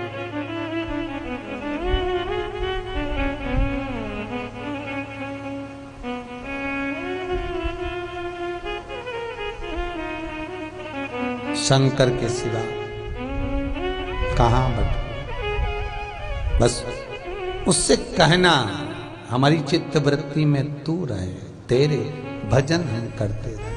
हे शंकर, हे त्रिकालदर्शी, हे कैलाशी, हे अविनाशी, कुछ और नहीं, केवल शिव। भगवान शंकर भूत भावन भूतेश्वर, शिव करुणा सागर, त्रिकालदर्शी, मेरा कैलाशी, मेरा अविनाशी। मां जगतजननी जगदम्बा से कहते हैं कि इस भूमि पर बैठकर तुम तप कर रही हो और तुम्हारे शरीर से जो बालक प्रकट होगा वो विघ्न असुरों को देगा पर संसार के विघ्न को हर लेगा।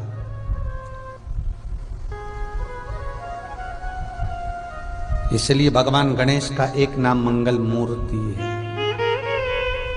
जो हर जगह पर मंगल ही करता है, हर जगह पर मंगलमय है। भगवान शिव गए तो ये प्रश्न जो आपने करा है दीदी किसी ने शिव कलयुग में आते हैं, वो तो सतयुग में भी था, वो त्रेता में भी था, वो द्वापर में भी था, वो कलयुग में भी है। और आता वो है जो चला गया।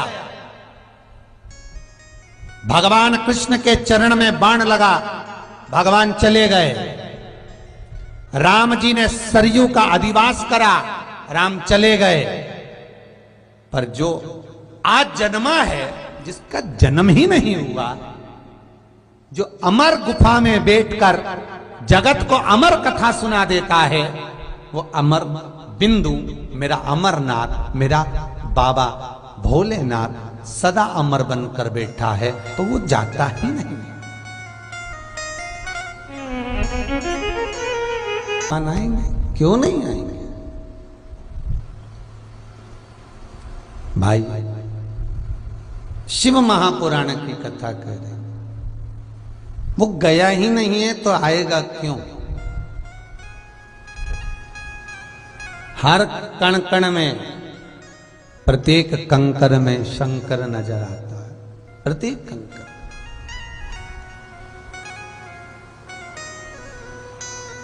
वो गया ही नहीं है तो आएगा क्यों?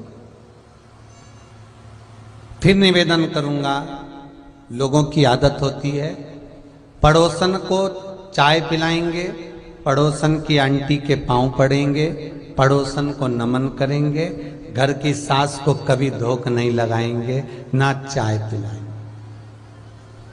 पड़ोसन क्या जायदाद का हिस्सा देती है? पड़ोसन क्या चाबी देती है? नहीं देगी। सास भले कुछ भी कहे, भला वो ही सोच सकती। तुम कितना भी किसी का भी भजन कर लो, अंत में पाला शिव से ही पड़ना है। बीमार हो गए, महामृत्युंजय करवा रहे, तकलीफ हो गई, शिव का स्मरण कर रहे, मर गए तो शमशान शंकर के ही गांव जा रहे। शमशान में कौन है भाई? शिव। जीते नहीं आओगे तो मरते आओगे, पर आना तो पड़ेगा, कैसे भी आओ। चल के नहीं आओगे तो लोग बांध के लाएंगे, पर आना तो पड़ेगा, और अच्छी खींच खींच के बांध के लाएंगे, ले जाएंगे तो सही।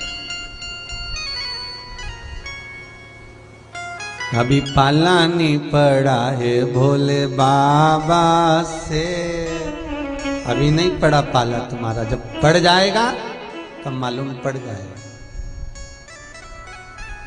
आज ये बोकारो झारखंड की माता कैंसर होने के बाद मात्र शिव का भजन, मात्र शिव का स्मरण।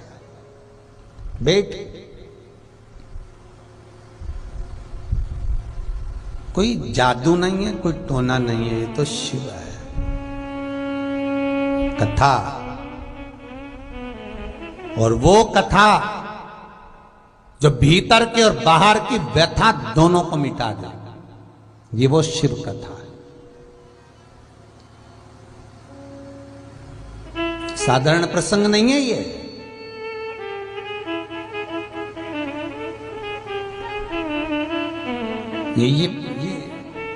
एक अजमेर से किसी भैया ने अपना फोटो भी भेजा है और एक लेटर भी भेजा है, हो सके तो उसको टीवी पर दिखाओ। अजमेर से भेजा है। लॉकडाउन के समय पर बड़े दुखी हो गए थे, कुछ भी नहीं था। लिखा है उन्होंने लेटर में, पूरी बर्बादी, और फोटो भी भेजा है, टोपी लगाया हुआ। आप उनका फोटो जरूर अगर टीवी चैनल वालों के पास हो तो समीर जी से लेकर दिखाएं। उन्होंने लिखा है पूर्ण तरह से बर्बाद था, कुछ भी नहीं, भोजन के लाले पड़ गए थे। लॉकडाउन में कथा आ रही थी चैनल पर, देख ली। दो उपाय करे, दो उपाय करे उन्होंने लिखा है। ना जाने कौन आया, भोजन के लिए लाले पड़ गए, कोई आकर दे गया। किराया नहीं था, किराया दे गया। भगवान ने ऐसी कृपा करी, दुकान धंधा पानी कुछ नहीं, बाबा ने फिर लाकर बिठा दिया। अजमेर से फोटो भी भेजा उन्होंने, अपनी दुकान का फोटो भेजा कि बाबा विश्वनाथ ने, बाबा भोलेनाथ ने मुझे क्या दिया है, मेरे पर करुणा कितनी करी है, वो लिख कर भेजा है अजमेर। विश्वास बस शंकर पर हो गया तो पार्वती शिव से करी, आप चिंता न करें, मेरा आपसे निवेदन है। आप ये ना सोचें कि कलयुग में क्या भोलेनाथ आएंगे। और दूसरा प्रश्न करा था जी आपने कि रूप रख कर आएगा, उसको रूप रखना भी नहीं आता साहब, वो तो एक बार रूप रख कर गया तो ही पकड़ा गया भगवान कृष्ण के सामने। गोपी का रूप रख कर गए थे, उन्हें तो रूप रखना भी नहीं आता,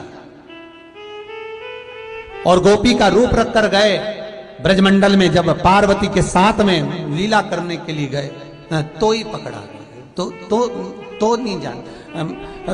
खसक गई है सर की साड़ी, मुस्काए गिरधारी, बिरज में आ गए। इतना घूंघट करके गए थे अच्छा खासा, और इतना घूंघट, और जो बाल की जटा थी उसका जूड़ा बना कर गए थे अच्छा जोरदार है, और उसमें भी पिन लगाकर।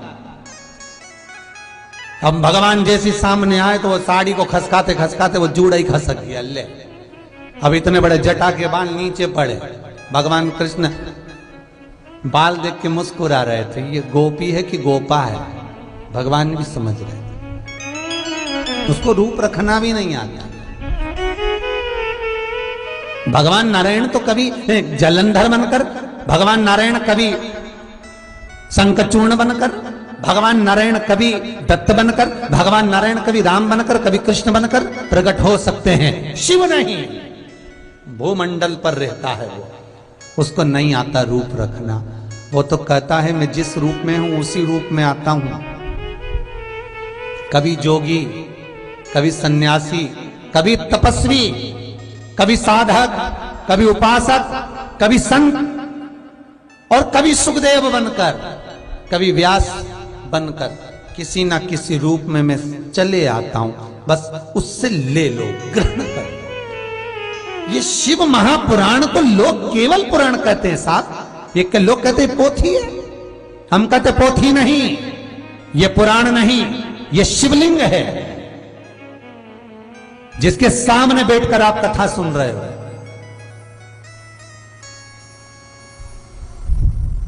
और 3 घंटे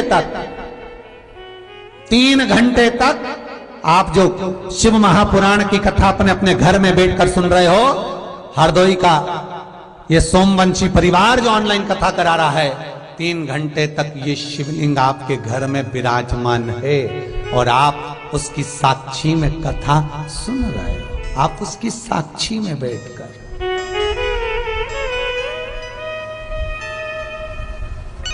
हमने बोकारो झारखंड वालों को लिखकर भिजवाया बच्चों से कि क्या आपने दवाई खाई जो ठीक हो गए? नहीं, शिव महापुराण की बूटी पी ली, ठीक है, ये अमृत है, नाम भगवान का। शंकर को तो रूप रखना भी नहीं आता। ये दुनिया के लोग बहुत रूप रख लेते हैं साहब, गिरगिट की तरह रंग बदल लेते हैं। ये दुनिया के लोग तुरंत तुम्हारे मुंह पर कुछ कहेंगे, दूसरे के मुंह पर कुछ कहेंगे, तीसरे के मुंह पर कुछ कहेंगे, तुरंत चैन। शंकर तो जो है वैसा है, भस्म रमाता रमाता, शमशान में रहता, जटा जूट बनाता। पार्वती जी के विवाह के समय पर माता पार्वती ने शंकर जी को पत्र लिखकर भेजा था, भोलेनाथ तुम्हारी और हमारी शादी पक्की हो गई। शंकर जी बोले हाँ, तो जब आप हिमालय राज की नगरी में आओ, मेरे पिता के घर में सोना चांदी अंबर पीतांबर सब भरा हुआ है, अंबारियां भरी हुई है। पार्वती ने पत्र लिखा था, जैसे रुक्मणी जी ने पत्र लिखकर ब्राह्मण के हाथ भेजा था, पार्वती ने पत्र लिखकर ब्रह्मा के हाथ भेजा था, जाकर कहो भोलेनाथ से जब मेरी नगरी में आए तो सुंदर बनकर आए, रूप धर कर आए। शंकर भगवान ने पत्र पढ़ा और तुरंत बुलवाया गणों को। हमारी घरवाली बोली है रूप रख कर आना है, जाओ कोई पार्लर वाले को पकड़ के लाओ। अब पार्लर वाला कौन मिले वहां शमशान में? शंकर जी के गण आकर के, नंदी बोला मैं तैयार कर दूंगा, श्रृंगी बोला मुझे बहुत अच्छा तैयार करना आता, भृंगी बोला मुझे भी आता। दुनिया के लोग ऐसा कोई डब्बे में से निकाल के ऐसे मल के लगाते हैं, तो हमको भी आता है, हम अब भी आए। और भृंगी गया चिता की अग्नि को लेकर आ गया, जलती हुई अस्थियों को, और पानी डाल के ठंडा कर लिया और उसको छप फेंट लिया। लकड़ी जलकर खाक हो जाए, उसमें सफेदपन आ जाता है, उसको फेंट रहे भृंगी पानी में। और भगवान से कहा बैठ जा, शंकर जी बैठ गए और भृंगी ने पूरे शरीर पे मल दिया। इतने चमक गए, इतने चमक गए। कभी तुम भी चमकना हो तो लगा सकते हो, ऐसा नहीं है, चमक गए, भृंगी चमका। शिव जी शंकर चारों तरफ से भस्म रमाकर, भस्म लगाकर चमक गए।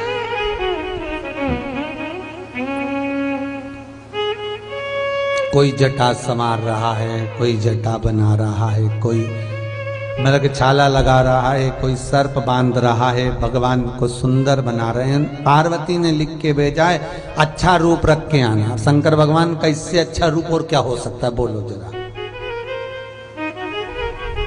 इससे जोरदार भगवान शिव और कैसे हो सकते। सुंदर रूप रखा। नंदी पर बैठना था, सरंगी बोला चढ़ो, नंदी का मुंह उधर, शंकर जी बैठे उल्टे, मुंह इधर। सरंगी बोला उल्टे क्यों बैठे हो? भगवान शंकर बोले हमारा कोई बाप नहीं, हमारा कोई भाई नहीं, बारात कैसे देखेंगे, आगे से नंदी देखेगा, पीछे से हम देखेंगे, इसलिए उल्टे बैठ कर गए। जब हिमालय राज की नगरी में पहुंचे, हिमालय राज की नगरी में जब प्रवेश किया है, नगरी के लोग अंबर पीतांबर रतन माणिक मोती सोना चांदी सब रत्नों से सजे हुए थे। और भगवान शंकर बिना रतन के दूल्हा नंदी पर उल्टा बैठकर सामने खड़ा हुआ था।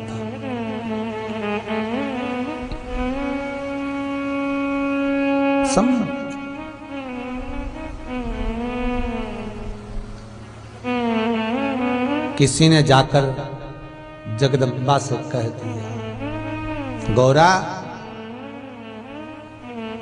तेरी बारात आ गई, पर लगता है कि पूरे भूत और प्रेत सज धज कर आए हैं।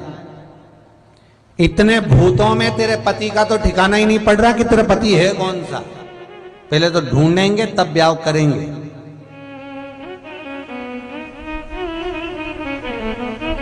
पार्वती जी की माता मैनावती ने आकर कह दिया था कि ब्याह मत कर, मैं समझा रही हूं तेरे को, पछताएगी। मान नहीं, विवाह तो करूंगी। छज्जे में घर के बाहर खिड़की से झरोके से मां शिव को देखी है। जो भोलेनाथ को देखा तो इशारे में कह रही है कि रूप तो बदल लो, रूप बदलो। शंकर भगवान सोचे कि तुम्हारा चेहरा चांद जैसा लिग रहा है, तो श्रृंगी ने आकर कह दिया प्रभु एक कमी रह गई, चांद और लगा। मैया कह रही सा। भगवान शंकर ने चंद्रदेव को बुलाया, इधर आओ जरा, मस्तक पे लग जाओ। अब मस्तक पे लग गए। चंद्रदेव साथ साथ चलने लगे पास में। चांद को बुला लिया और चंद्रदेव शंकर के साथ साथ चल रहा। तो पार्वती जी ने माथा ठोका, बोला था कि रूप बदल लो। शंकर जी को लगा कि माथा ठोक रही मतलब चंद्र को माथे पे बिठा लो, तो उन्होंने चंद्र को माथे पे बिठा लिया। शिव ओघड़ दानी है, उसको रूप बदलने की जरूरत नहीं है, जैसा है वैसा ही रहेगा। उसको कोई चेंज की जरूरत नहीं पड़ती, वो जगत को चेंज कर देता है। किस रूप में कलयुग में भगवान आएंगे? कोई रूप नहीं है उसका, कोई रूप, हर रूप में वो है। बस किसी भी रूप में आ सकता है, किसी भी रूप में प्राप्त हो सकता है। कभी भी तुम्हारे सामने आकर खड़ा हो सकता है, उसको पहचान लेना। बस आएगा और तुम्हारा भला कर कर चले जाए, क्योंकि भोला है।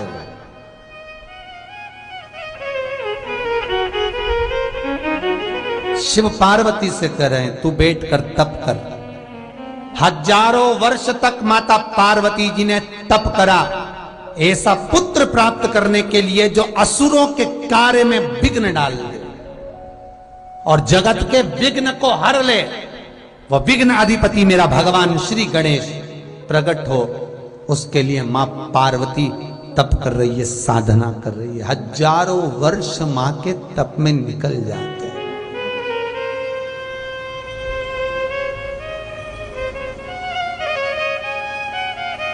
गणेश पुराण में वेद व्यास जी लिखते हैं कि शंकर भगवान ने माता सती के भस्म होने के समय से लेकर माता सती जो राम जी की परीक्षा ली थी, उस समय से लेकर 87,000 वर्ष तक भगवान शंकर ने जो तप किया था, गणेश पुराण में वेद व्यास जी लिखते हैं, उनसे भी 1000 गुना ज्यादा तप माता पार्वती ने विघ्नहर्ता को जन्म देने से पहले किया था।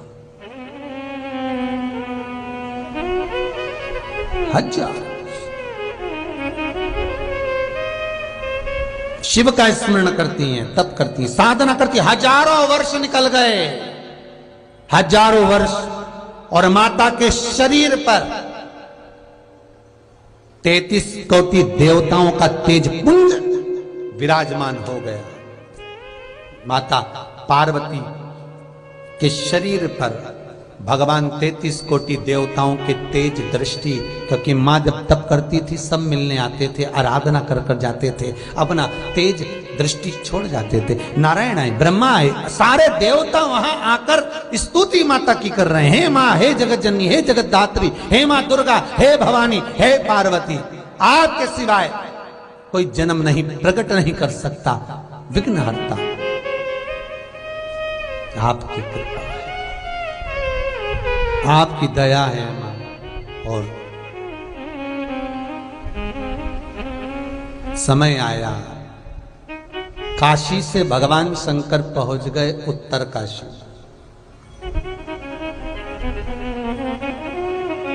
पार्वती उठो। काशी में जो अन्नपूर्णा का मंदिर है, माता काशी में जो अन्नपूर्णा माता का मंदिर है शंकर के, विश्वनाथ के मंदिर के ठीक पास, वैसा ही अन्नपूर्णा माता विश्वनाथ मां अन्नपूर्णा उत्तर काशी के डोंडिया गांव में विराजमान है। आज भी जहां गणेश प्रगटे थे, जहां गणेश का जन्म हुआ था।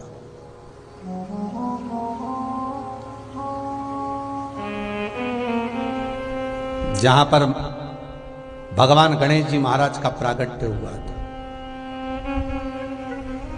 दुनिया की सबसे सुंदर झील वहीं पर है, गणेश जी का मंदिर के पास, जहां माता पार्वती स्नान करने गई थी। और माता पार्वती ने जिस झील में स्नान करा था, जो चारों तरफ कंदराओं में, गुफाओं में बनी हुई है, उस झील का पानी आज भी सड़ता नहीं है महाराज।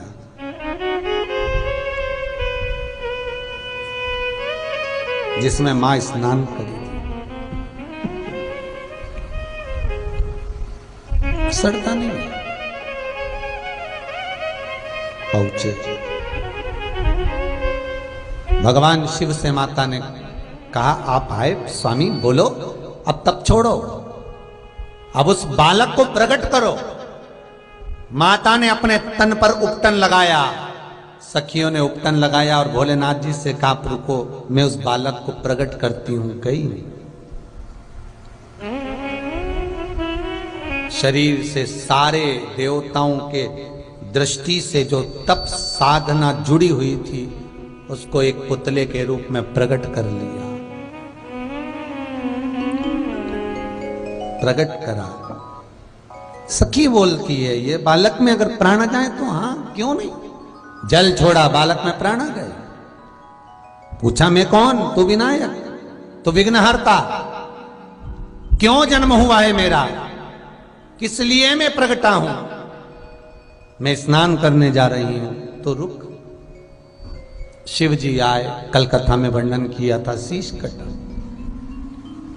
भगवान गणेश जी महाराज ने गज का मुख लगने पर अपनी माता से प्रश्न किया, मां मेरे जन्म का कारण क्या है? मैं क्यों जन्मा हूं, उसका कारण तो बताओ। माता कहती है, बेटा ये असुर, ये राक्षस कुछ कर्म ऐसा करते हैं जिस कर्म के कारण देवताओं को पछताना पड़ता है। तो इनके हर कार्य में तुझे विघ्न डालना है, हर कार्य में तुझे विघ्न डालना है। ठीक है मां। असुरों के कार्य में विघ्न देने लगे। श्री गणेश जी महाराज एक बार नंदी से पूछते हैं। नंदी बैठा था, गणेश जी की अवस्था छोटी सी थी और गणेश जी ने नंदी से पूछा, नंदी काका, नंदी काका। नंदी काका बोले हाँ। ए नंदी काका, हाँ बोलो गणेश। गणेश जी पूछते हैं, नंदी काका ये तो बताओ कि मुझे जन्म दिया किसने? नंदी काका बोले माता ने। संसार को जन्म देने वाली कौन है? नंदी काका बोले माता। संसार का पालन करने वाली कौन है? माता। जगत का कल्याण करने वाली कौन है? माता। तो नंदी काका ये जितने भी संसार में मनुष्य जन्मे हैं, चाहे वो स्त्री हो, चाहे वो पुरुष हो, चाहे वो देव हो, चाहे वो राक्षस हो, सबका जन्म किसने करा? नंदी काका बोले माता ने। गणेश जी को समझ में आ गया, गणेश जी की चित्त वृत्ति में ये बात बैठ गई कि ये पूर्ण संसार मेरी मां जगत जननी पार्वती के द्वारा निर्मित है। तो इस संसार में जितनी स्त्रियां हैं ये मेरी माता के तुल्य हैं। इसलिए मैं विवाह नहीं करूंगा, मैं शादी नहीं करूंगा। ये जितनी भी स्त्रियां हैं, माता ने जिनको जन्म दिया है, मेरी माता ने जिनको पैदा किया है, मेरी माता ने इस संसार का जन्म करा है, तो मैं विवाह नहीं करूंगा। ये गणेश जी ने विचार कर लिया और श्री गणेश जी महाराज लंबोदर वक्रतुंड गंगा के घाट पर पहुंच गए और गंगा के घाट पर गणेश जी महाराज तप करते, साधना करते। जो साधना में श्री गणेश जी महाराज गंगा के घाट पर बैठकर तप कर रहे थे, गंगा के घाट पर बैठकर जो गणेश जी महाराज साधना कर रहे हैं, तप कर रहे हैं, साधना में डूबे हुए हैं श्री गणेश। शास्त्र कहता है, गणेश पुराण कहती है, गणेश जी महाराज ने 20,000 वर्ष तक जब तप साधना श्री गणेश जी कर, हजारों वर्ष की साधना जब गणेश जी महाराज की हो गई, तब राक्षस कुल में जन्मी वृंदा, राक्षस कुल में जन्मी वृंदा गंगा के घाट पर भ्रमण करने के लिए आई। और भ्रमण करने के लिए जब वो वृंदा गंगा के घाट पर पहुंचती है, वो वृंदा भगवान श्री गणेश जी महाराज को देखती है, जिनका गज का मुख लगा है, तोंद भी बहुत बाहर है।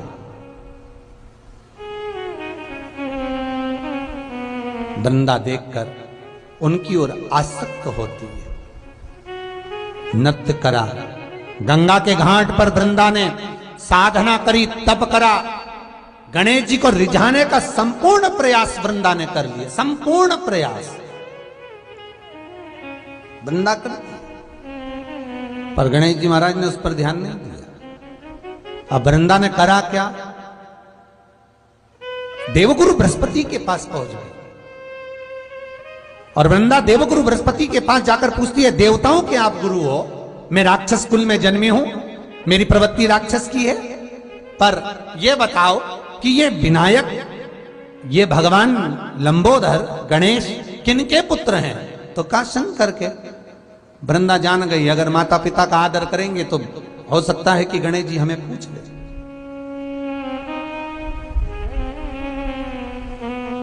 हो सकता है गणेश जी हमें पूछ ले।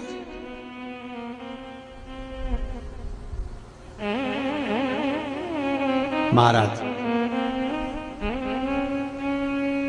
वृंदा ने गंगा के घाट पर एक शिवलिंग का निर्माण करा। शिवलिंग का निर्माण वृंदा करती है और पार्थिव शिवलिंग का निर्माण कर कर वृंदा गंगा का जल शंकर पर समर्पित करती है। भगवान गणेश जी महाराज जो तप साधना में लीन थे, उनके ध्यान में वही शिवलिंग बार बार आ रहा था। अभी तक साधना टूटी नहीं है श्री गणेश जी की, अभी तक साधना मेरे गणेश की नहीं टूटी, लीन।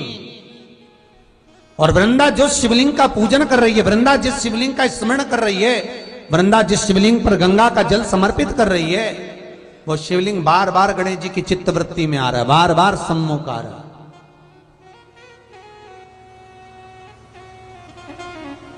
और वृंदा ने ये विचार कर लिया कि अब मुझे ये संसार सागर में नहीं, अब मुझे गणेश जी के चरणारविंद में रहना है। तो उन्हें मनाने के लिए मुझे शिव को मनाना है। जाना है हमको कैलाश, ओ बोले हर वृंदा ने तप किया, गंगा के घाट पर साधना करी वृंदा ने, और बहुत तप। वृंदा जब शिवलिंग का निर्माण कर कर भगवान शंकर की आराधना करती है, पूजन करती है, साधना करती है, गणेश जी का ध्यान भटक गया। वृंदा को देखा, वृंदा कहती है, प्रभु मैंने तप, मैंने शिव अर्चना, मैंने भजन इसलिए किया कि मैं आपको अपनाना चाहती हूं, आपसे विवाह करना चाहती हूं। मना कर दिया श्री गणेश जी महाराज ने। मैंने नंदी काका से पूछा था, नंदी काका बोले हैं कि ये सारा संसार मेरी माता के द्वारा जन्मा है, प्रकट किया गया है, तो मैं विवाह नहीं करूंगा, मैं ब्रह्मचार्य व्रत रखना चाहता हूं, मैं ब्रह्मचारी बनना चाहता हूं।